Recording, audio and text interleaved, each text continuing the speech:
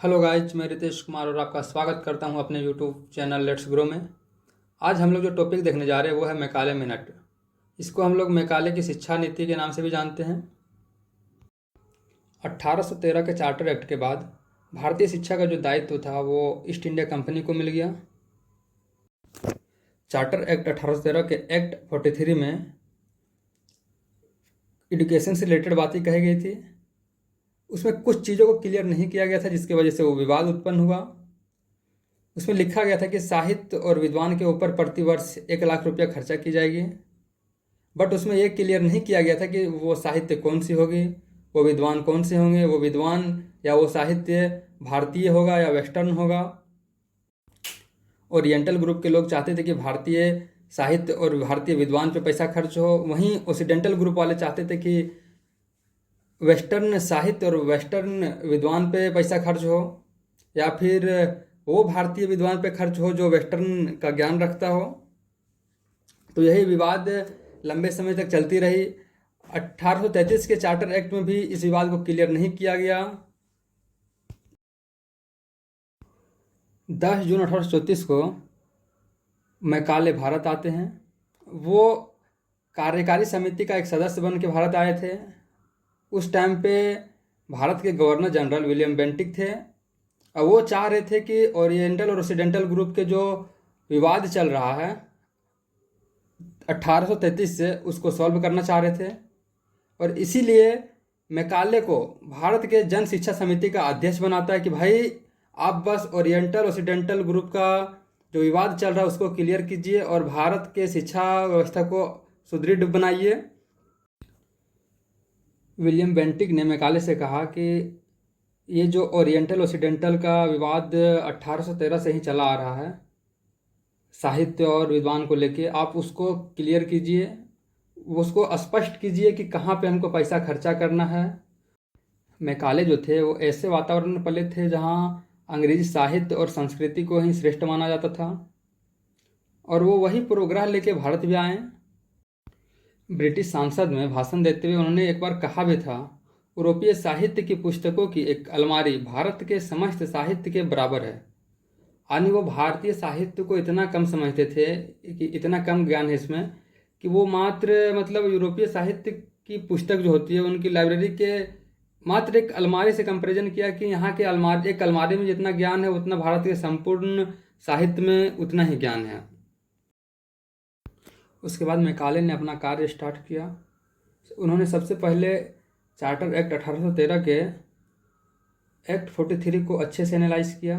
उसके बाद oriental group के विचारधाराओं को और ओसिडेंटल ग्रुप के विचारधाराओं को अच्छे से एनालाइज किया और फाइनली एक अपना विवरण पत्र बनाया जो उन्होंने 2 फरवरी 1835 को गवर्नर जनरल की काउंसिल के सामने प्रस्तुत किया। और उसमें उन्होंने ओरिएंटल ग्रुप के जो विचारधारा था और उसके समर्थक को पुरजोर विरोध किया। मैकाले ने अपने विवरण पत्र में प्राच्य शिक्षा संस्थानों का पूर्ण जोर विरोध किया। वो मानते थे कि देसी स्कूल में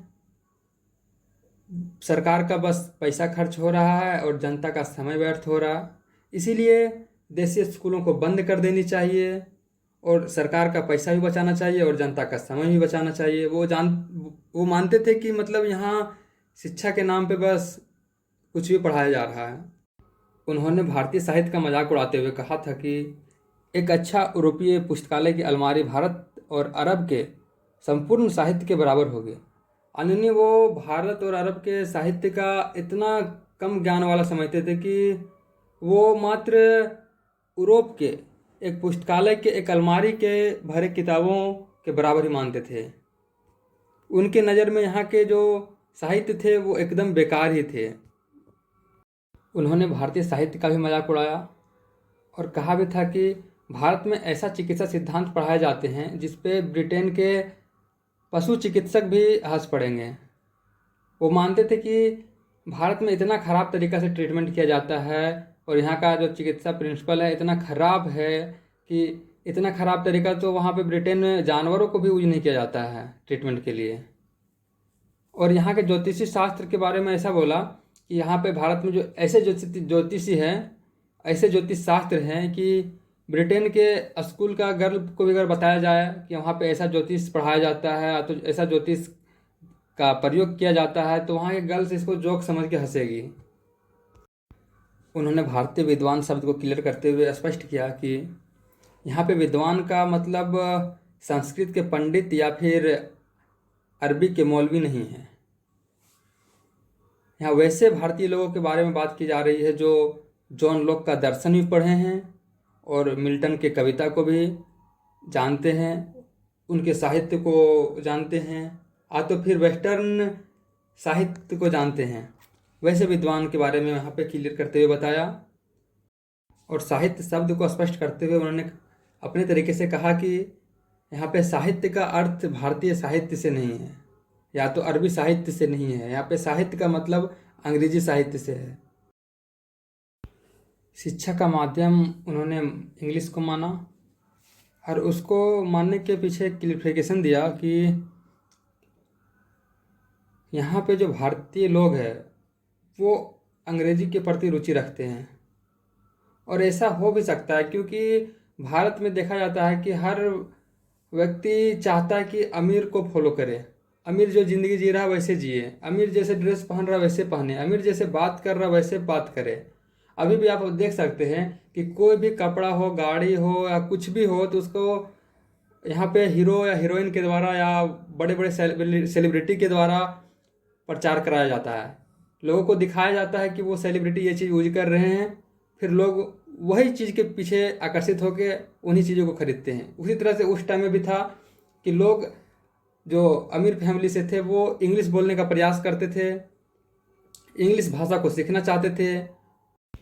वो मानते थे कि अंग्रेजी भाषा द्वारा हम भारतीयों को नवीन ज्ञान विज्ञान दे सकते हैं, लोगों को अपग्रेड कर सकते हैं और उनका इंग्लिश मीडियम में पढ़ाने का तो इंग्लिश सिखाने के प्रति एक और उद्देश्य था और वो मुख्य उद्देश्य भी था।